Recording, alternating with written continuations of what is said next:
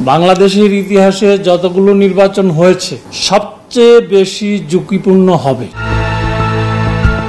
ত্রয়োদশ জাতীয় সংসদ নির্বাচন হবে বাংলাদেশের ইতিহাসে সবচেয়ে ঝুঁকিপূর্ণ, এমন মন্তব্য করেছেন নির্বাচন কমিশনার আনোয়ারুল ইসলাম সরকার। আজ শুক্রবার রাজধানীর আগারগাঁওয়ে নির্বাচনী প্রশিক্ষণ ইনস্টিটিউটে তিনি এই মন্তব্য করেন।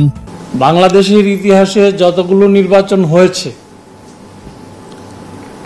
সবচেয়ে বেশি ঝুঁকিপূর্ণ হবে, এতে কোনো সন্দেহ নেই।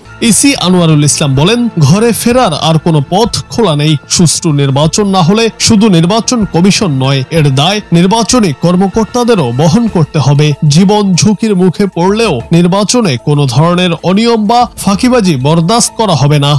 জীবন চলে যেতে পারে, কিন্তু ইলেকশনে ফাঁকিবাজি ধোঁকাবাজি করা যাবে না। তিনি বলেন, নির্বাচন কমিশনের সামনে সবচেয়ে বড় চ্যালেঞ্জ হলো আসন্ন জাতীয় সংসদ নির্বাচন। এই নির্বাচন সবচেয়ে ঝুঁকিপূর্ণ।